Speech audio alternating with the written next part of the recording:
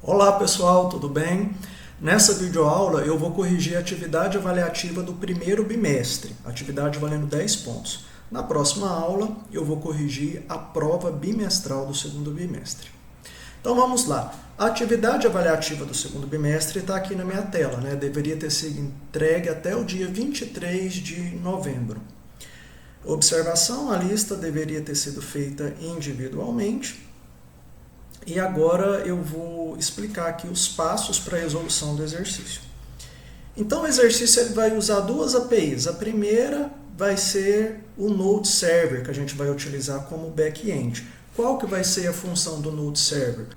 O Node Server ele vai ser o aplicativo que vai cuidar do nosso arquivo db.json. É nesse arquivo que a gente vai ter um array com uma coleção, né, de pessoas. Né? Então, uma coleção, porque a gente está falando do formato JSON, e cada objeto vai ser uma posição do nosso vetor, ou seja, cada pessoa com nome, endereço, telefone, ID, vai ser uma posição do vetor, certo?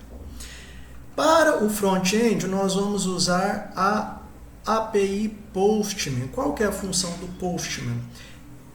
Essa API ela vai nos possibilitar trabalhar de forma prática os métodos HTTP, GET, POST, PET, PUT, DELETE. Então a gente vai comunicar, a gente vai fazer uma comunicação entre o Postman, que vai ser o nosso front-end, com o JSON Server, que vai ser o nosso back-end. Então o Postman vai enviar requisições para o back-end, ou seja, vai enviar requisições para o JSON Server. E aí, no envio dessa requisição, a gente vai falar se a gente quer uma requisição de leitura, utilizando o método GET, se a gente quer uma requisição de escrita, utilizando o método POST, se a gente quer alterar parcialmente um registro, a gente vai utilizar então o método PET, se a gente quer atualizar o registro todo, a gente utiliza o PUT, e se a gente quiser deletar, a gente vai utilizar o método DELETE, ok? E aí eu mostrei o passo a passo para a resolução do exercício, né? Eu trouxe aqui um exemplo de como que eu quero que vocês resolvam essa lista com os prints de tela, explicando passo a passo que vocês fizeram para a resolução de cada um dos 6 exercícios. Então aqui eu trouxe como exemplo o arquivo db.json, que vai ser carregado, né, lá no JSON Server. Então vejam só a coleção de pessoas que eu disse aqui. Ó. Nós temos um arquivo JSON, abriu aqui na linha 1, fechou na linha 14. Qual vai ser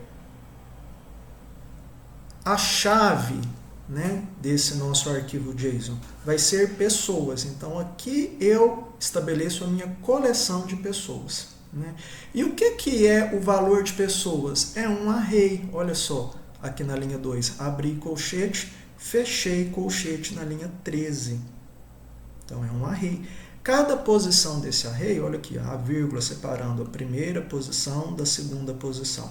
Cada posição desse array vai ser um outro objeto JSON. Né? Então perceba, primeiro objeto é a Maria, o endereço dela, Rua Hilda Bergo Duarte, e o ID dela, número 1. Né? Segunda pessoa, José, endereço, rua qualquer, ID 2. Muito bem. Olha só o detalhe, para isso daqui ser um objeto JSON, nós temos que colocar tanto a chave quanto o valor da chave entre aspas duplas. Tá? Prestem atenção. Então aqui, nome entre aspas duplas e Maria entre aspas duplas. A mesma coisa para endereço, só o ID que não, porque é um valor numérico. E o ID é criado automaticamente. Tá? Na hora que a gente está trabalhando ali com Postman, que a gente manda escrever, que a gente manda criar um objeto, o Postman já cria automaticamente o ID para a gente. E aí, nesse exemplo, eu pedi, faça uma requisição que retorne. O que é esse retorne? É que mostre, que apresente. Então, a gente vai usar o método GET, é para leitura. todos os registros da coleção de pessoas armazenadas no servidor. Qual que é o servidor? O JSON Server. Né? Qual é o arquivo? db.json. Então aqui, o primeiro passo é subir o JSON Server. E o comando para subir o JSON Server é JSON-server espaço watch espaço db.json. Então db.json é o nome do nosso arquivo, né, que está representando aqui a nossa base de dados. Watch porque eu quero escutar, né, eu quero assistir, eu quero rodar, eu quero observar esse arquivo db.json. E quem que vai fazer isso? O JSON Server. Só que antes disso a gente tem que ter instalado o JSON Server. Então nas aulas anteriores eu expliquei como que instala o JSON Server. Deixa eu só mostrar aqui para vocês rapidinho uma revisãozinha daquela aula.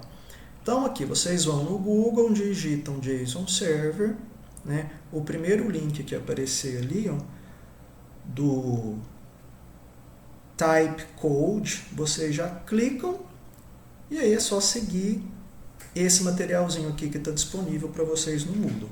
npm install -g JSON Server, você vai instalar ele de maneira global. Né? Aonde que você vai instalar isso? Utilizando o prompt de comandos. Então você vem aqui cmd, vai digitar npm install -g JSON-server. Pronto. Antes de dar o Enter aqui, a gente cria, né, na área de trabalho uma pasta onde a gente vai executar o JSON Server. Então aqui eu nem vou criar, que eu já tenho o meu JSON Server criado aqui, ó, JSON Server. Então você vai copiar esse endereço aqui, dá um Ctrl C, vai aqui no terminal, na verdade vamos apagar isso daqui, vamos acessar essa pasta, cd espaço, colo o endereço que eu acabei de copiar, agora sim, npm install -g espaço JSON-server.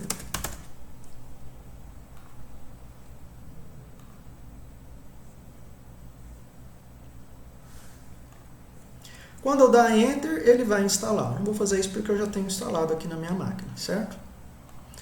Feito isso,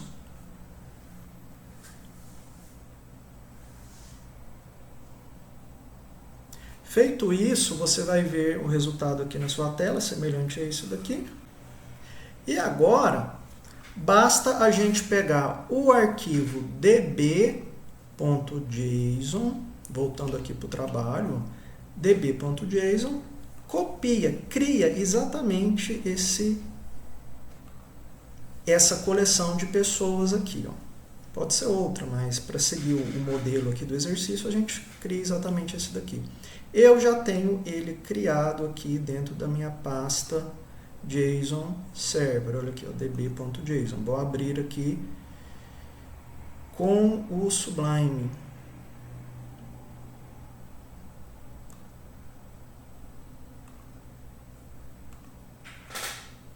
Tá aqui.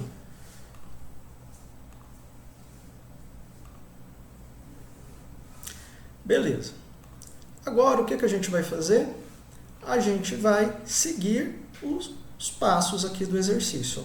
No exemplo, né, eu peço para ler esse arquivo. O que a gente tem que fazer então? Vamos fazer junto aqui, ó, o exemplo. Aqui eu já instalei o JSON Server, não preciso. O que eu tenho que fazer agora? Eu tenho que rodar o servidor JSON Server. Como é que a gente vai rodar o JSON Server? Qual que era o comando mesmo? JSON-server espaço watch, como que é o nome do arquivo? db.json.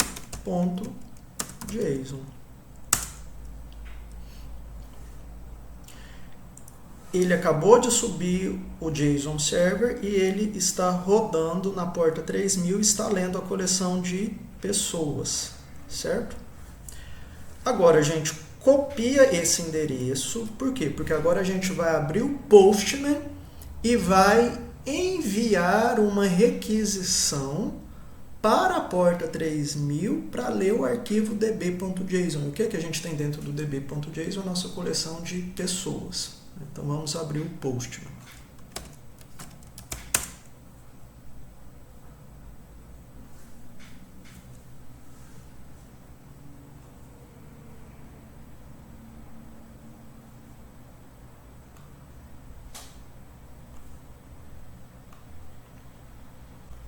Então a gente clica aqui no mais para abrir uma nova aba.